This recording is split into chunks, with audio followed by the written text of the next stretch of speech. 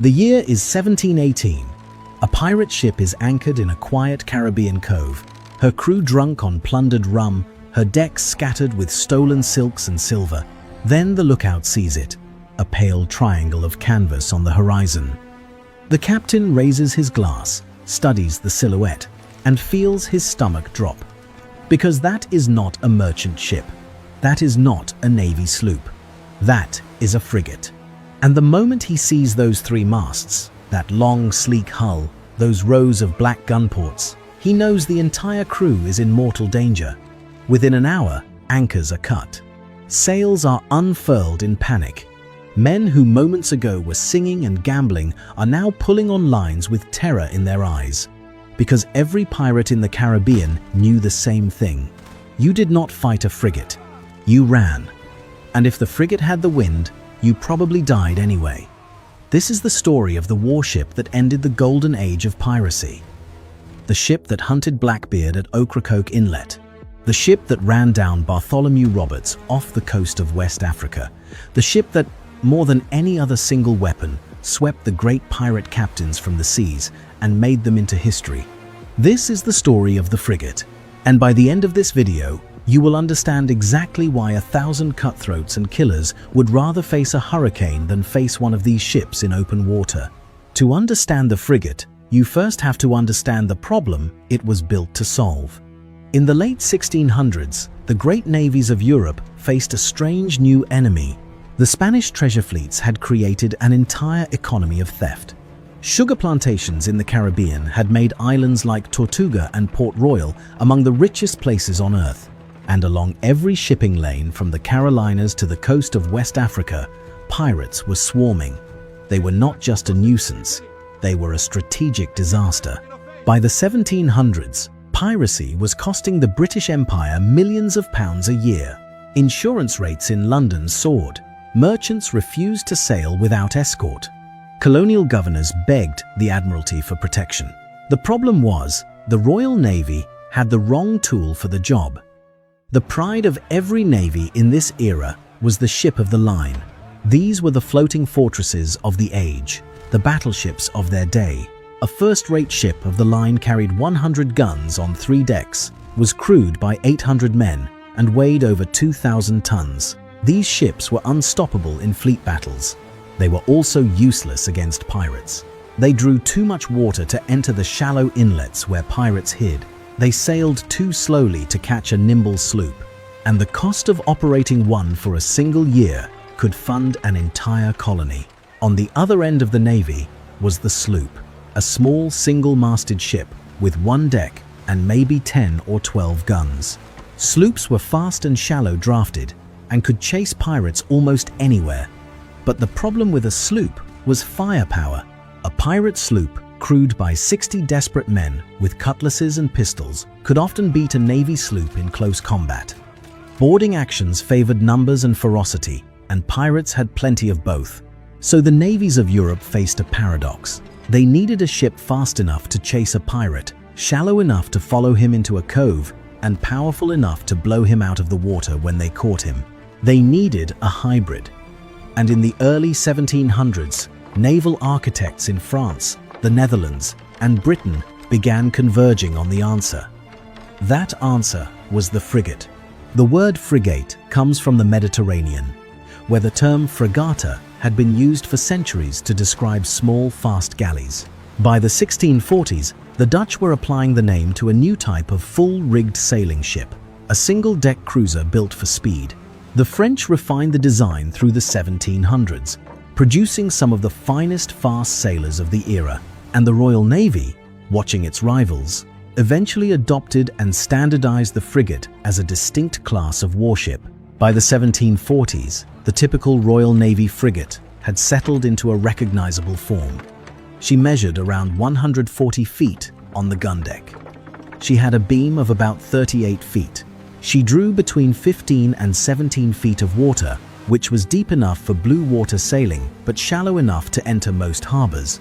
She displaced between 500 and 1,000 tons, depending on her rating, and she carried somewhere between 28 and 44 guns, all mounted on a single continuous gun deck above the waterline. That single deck was the genius of the design. By placing all her main armament on one deck, the frigate kept her center of gravity low, which meant she could carry sail in heavier weather without rolling her gun ports underwater. A ship of the line, by contrast, had to close her lower gun ports in any kind of swell, because if water poured in, she would capsize. A frigate could fight in conditions that would make a ship of the line helpless. She could also sail faster, point higher into the wind, and turn tighter. The sail plan was another marvel. A standard frigate carried 3 masts in a full ship rig. That meant square sails on the foremast, mainmast, and mizzenmast, with fore and aft sails between them for fine maneuvering. A skilled crew could spread enough canvas to drive her along at 12, 13, even 14 knots in a strong wind. For comparison, a typical pirate sloop might do 9 or 10 knots at best, and only in ideal conditions. Once a frigate had the wind, the chase was effectively over, but speed alone was not enough. The frigate also had to win the fight at the end of the chase. And here is where her armament tipped the balance into massacre. A 28-gun, 6th-rate frigate carried 24 9-pounder long guns on her gun deck, plus 4 6-pounders on her quarterdeck and forecastle. A 9-pound iron ball traveled at over 1,200 feet per second and could punch through several feet of oak at close range. It could dismount a pirate's gun. It could splinter his deck. It could turn a man into a red cloud at 100 yards. And the frigate could deliver 14 of these balls per broadside, reloaded by trained gun crews every 90 seconds.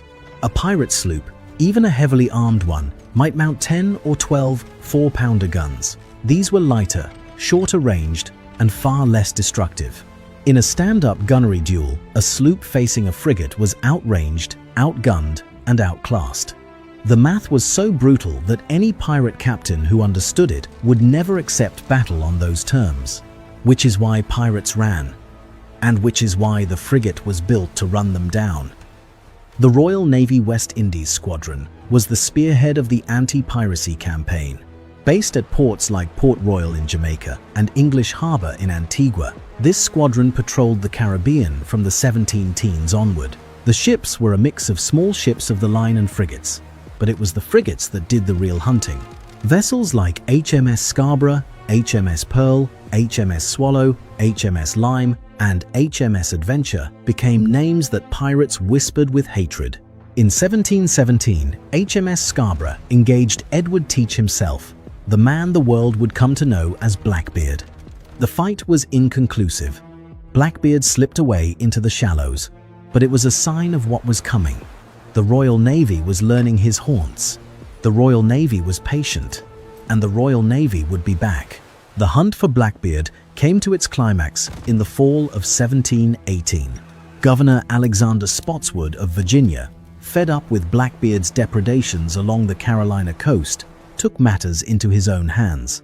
He chartered 2 small sloops, the Jane and the Ranger, and crewed them with sailors and marines drawn from 2 Royal Navy frigates anchored in the James River. Those frigates were HMS Pearl and HMS Lime. The command of the expedition went to a lieutenant of the Pearl named Robert Maynard. Maynard sailed south. He found Blackbeard anchored at Ocracoke Inlet on the outer banks of North Carolina, hidden among the shoals where no large warship could reach him. On the morning of November 22nd, 1718, the 2 sloops crept into the inlet. Blackbeard fought them with his usual ferocity. A broadside from his ship the Adventure killed 20 of Maynard's men in a single blast.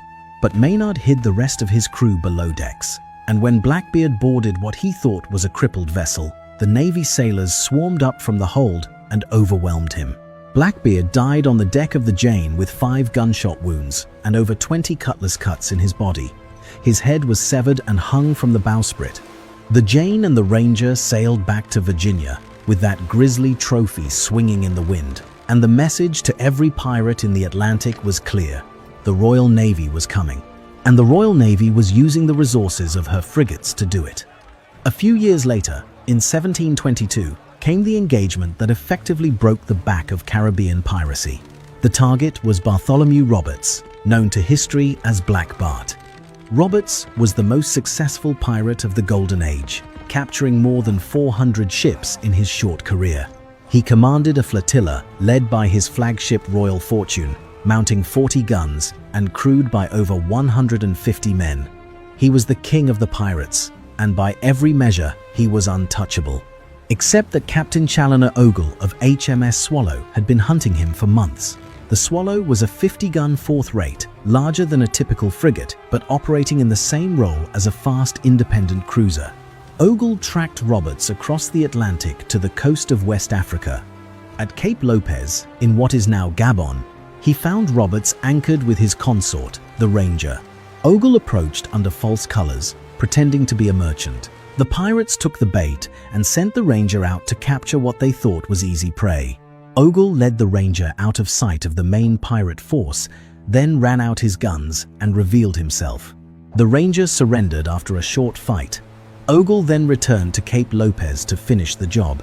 On the morning of February 10th, 1722, the Swallow caught the Royal Fortune trying to escape. The pirates were drunk from a captured cargo of wine. Roberts himself, dressed in his finest crimson coat, hung gold chains around his neck and prepared to fight to the last. He never got the chance. The very first broadside from the Swallow killed him instantly when a grape shot tore through his throat. His men, demoralized and hungover, threw his body overboard so the British could not display it. Then they surrendered. The trial that followed at Cape Coast Castle was the largest piracy trial in history. 264 pirates were tried. 54 were hanged. Many more were sent to slavery or imprisonment. The Golden Age of Piracy did not end on a single day, but if it had a death scene, this was it. And the executioner was a single frigate-sized warship. If you are enjoying this dive into the warships that built the modern world, hit that subscribe button so you do not miss the next deep history video.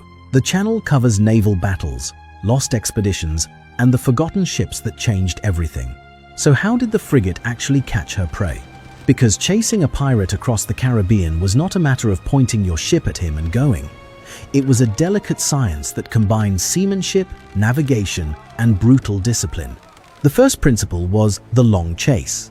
A pirate sloop in open water might have a top speed advantage of a knot or two in certain wind conditions, especially in light airs or when running before the wind. But in a stiff breeze, with all sails set, a frigate could match or exceed her. And here is the key. A frigate could maintain that speed for days. Pirates could not. Pirates had small crews, limited provisions, and exhausted men. A frigate had a crew of 200 or 300 sailors working in disciplined watches. She could keep the chase up for a week if she had to. To squeeze every last fraction of speed out of the ship, frigate captains used techniques that bordered on the obsessive. They rigged studding sails, extra canvas extending out beyond the yards on light spars to capture more wind. They wetted the sails with seawater so they would hold the air more tightly. They pumped fresh water overboard to lighten the ship. They shifted ballast to trim her perfectly. They had men climb out on the bowsprit to act as living counterweights. Every trick of the seaman's art was used to gain another quarter knot, because a quarter knot over 24 hours meant gaining 6 nautical miles on the prey. The pirate would do the same. He would throw cannons overboard to lighten his ship. He would dump cargo. He would even hack away parts of his own deck. The chase became a contest of will, and the Navy almost always won. When the frigate finally caught her quarry, she had 2 ways to end it. The first was simple destruction. Pull up alongside, run out the guns, and pound the pirate to splinters. A single broadside from a 32-gun frigate could shatter a sloop's mainmast, dismount half her guns, and kill a third of her crew. 2 broadsides usually ended the fight. The frigate would then board what was left, secure the survivors, and tow the prize back to port. The second option was more dramatic. It was called a cutting-out expedition. When a pirate had taken refuge in a harbor or river too shallow for the frigate to enter, the captain would launch his ship's boats. The longboats and barges, packed with armed sailors and Royal Marines, would row in under the cover of darkness or fog. They carried muskets, cutlasses, pistols, and grenades. They would swarm the pirate ship at anchor, kill or capture the crew, and bring the vessel back to the frigate as a prize. The Royal Marines aboard a frigate were a critical component of this whole system. A frigate carried between 30 and 50 Marines depending on her size. They were trained in small arms drill, in close-quarter combat, in boarding tactics, and in shore landings. They were the precision instrument that complemented the frigate's blunt force. When the broadsides could not reach a target, the Marines could. And then there was the gunnery itself. The Royal Navy in this era trained her gun crews to a standard that no merchant ship, and certainly no pirate crew, could match. A well-drilled British frigate could fire 3 broadsides in 5 minutes. That meant a wall of iron coming at the enemy every minute and 40 seconds. Pirates, for all their ferocity, were not trained gunners. They were sailors and thieves who fired their guns occasionally. The discipline gap was enormous, and in a stand-up fight, it was always decisive. But the frigate was not just a pirate hunter. As the 1700s wore on, this class of ship became the most versatile weapon in any navy's arsenal. She escorted convoys of merchant ships across hostile oceans. She raided enemy commerce, capturing prize ships for profit. She scouted ahead of fleets, ran dispatches between admirals, and showed the flag in every harbor of the world. The captain of a frigate often operated independently, far from any squadron, making his own decisions. This was a romantic role, and it produced some of the most famous officers in naval history. Men like Edward Pellew, Philip Broke, and a young Horatio Nelson all made their reputations in frigates before they ever commanded a ship of the line. By the late 1700s, the design had reached its mature form. The French Navy was producing frigates of stunning quality, ships like the Hebe and the Pomone, with finer lines and better sailing qualities than anything the British had. When the Royal Navy captured these vessels, they often copied them directly. Naval architecture was a moving target, and every navy in Europe was learning from every other. Then, in the 1790s, on the other side of the Atlantic, a new player entered the game. The young United States Navy needed warships for its own anti-piracy operations, this time against the Barbary corsairs of North Africa. The American designers, led by Joshua Humphreys, took a radical approach. They built frigates that were bigger, heavier, and more powerfully armed than anything in European service. The result was a class of 6 ships that included the USS Constitution, the USS United States, and the USS President. These were the heavy frigates. The Constitution measured 204 feet in overall length. She displaced 2,200 tons, nearly twice the size of a standard British frigate. She mounted 44 guns nominally, but in practice carried up to 54. Her main armament was 24-pounder-long guns, far heavier than the 18-pounders of a typical British frigate. Her hull was made of southern live oak, a dense and resilient American hardwood, with planking over 2 feet thick at the waterline. In the War of 1812, she fought and defeated 3 British frigates in single-ship actions, earning her the nickname Old Ironsides when British cannonballs were seen to bounce off her hull. The Royal Navy had no answer. Their standard frigates were simply outclassed by these American behemoths. The Admiralty issued orders that British frigates should not engage American 44-gun frigates unless in pairs. It was a humiliation for the world's premier navy, and it forced a redesign. Within a decade, the Royal Navy was building its own heavy frigates, the Leader class and later the Java class, to match the American ships. The arms race had reached the cruiser category, but all of this happened decades after the Golden Age of Piracy had already ended. By the 1730s, the great pirate captains were dead, hanged, or vanished. Henry Avery, Edward Teach, Bartholomew Roberts, Calico Jack Rackham, Anne Bonny, Mary Read, Charles Vane, Stede Bonnet. The whole catalogue of legendary names was finished within 20 years. Piracy did not disappear entirely. It survived in the Indian Ocean, off the Barbary coast, and in the South China Sea. But the Caribbean was largely cleared. The shipping lanes were safe. The plantations could ship sugar without armed escort. The age of the gentleman of fortune was over, and it was the frigate that closed the door. You could argue, and historians do, that the suppression of piracy was about more than ships. Colonial governors offered pardons to pirates who came in voluntarily. Mass executions in places like Charleston and Boston served as terrifying deterrents. The decline of letters of marque after the European peace treaties of 1714 removed the legal cover that many pirates had once used. All of this was true, but none of it would have worked without the credible threat of being hunted down at sea. And that threat was carried by the frigate. Think about what the frigate represented to a pirate. She was faster than your ship. She was better armed than your ship. She was crewed by trained professionals who fought with discipline rather than fury. She was supplied with months of provisions and unlimited powder. She had a clear chain of command and orders to kill you. She would chase you across an ocean. She would find you in your hidden cove. She would smash your sloop with broadsides, board your decks with marines, drag your survivors back to port in chains, and watch you swing from a gallows. There was no escape from her. Not really. You could run for a while. You could hide for a while. You could even win a single engagement if you got lucky. But the Navy had hundreds of frigates and you had one ship. The math was hopeless. The frigate also represented a deeper shift in the balance of power on the seas. The Golden Age of Piracy was made possible by a particular moment in history. A moment when European navies were exhausted from decades of war, when colonial governments were weak and underfunded, and when the shipping lanes were too vast to patrol effectively. The frigate changed that. She was the affordable, scalable, deployable instrument that turned the Royal Navy from a slow blue water fleet into an everywhere fleet. With frigates, you could be in every harbor at once. With frigates, you could enforce a blockade across an ocean. With frigates, the British Empire became truly global. By the early 1800s, every major navy in the world had standardized on the frigate as her primary cruiser. The Spanish had them, the French had them, the Dutch, the Russians, the Swedes, the Danes. Even the Ottoman Empire built frigate-style ships. The design crossed every cultural and technological boundary. It was simply the right answer to the problem of how to project naval power efficiently. The age of the sailing frigate ended in the middle of the 1800s, when steam power and iron hulls began to transform naval warfare. The last great sailing frigates were built in the 1850s.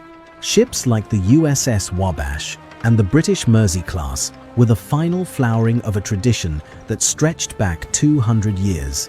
Then steam engines, screw propellers, and ironclad armor changed everything, and the wooden frigate slipped into history. But the name survived. In every modern navy in the world today, you will find ships called frigates. The USS Constellation, the HMS Iron Duke, the French Aquitaine class, the Indian Shivalik class, the Japanese Mogami class. These are missile-armed warships with computers and helicopter decks and gas turbine engines. They have nothing in common technologically with the wooden ships that hunted Blackbeard, but they share a name and they share a role. They are the cruisers of the modern fleet, the fast, flexible, hard-hitting ships that do the everyday work of naval power. The descendants of the ship that ended the Golden Age of Piracy. And if you visit Boston Harbor today, you can still see one of the ancestors. The USS Constitution lies at her berth at the Charlestown Navy Yard, the oldest commissioned warship still afloat anywhere in the world. Tourists wander her decks, children ring her bell, old veterans salute her flag. Below the waterline, her live oak hull still holds the salt water of 2 centuries. And if you close your eyes and listen to the creak of her timbers, you can almost hear the echo of an age when ships like her ran down pirates across the open ocean, when a sail on the horizon could mean death or salvation depending on whose flag it carried. When the world's oceans were patrolled by these long, sleek wooden hunters, with their rows of black gun ports and their crews of disciplined men, the pirates of the Caribbean live forever in our movies and stories. Captain Jack Sparrow and Blackbeard and Blackbeard Roberts are immortal characters in the popular imagination. But the ship that beat them, the ship that broke them, the ship that swept their world away, is mostly forgotten outside of naval history circles. That ship was the frigate. And for nearly 2 centuries, she was the most feared sight on any pirate's horizon. She still is, in a way.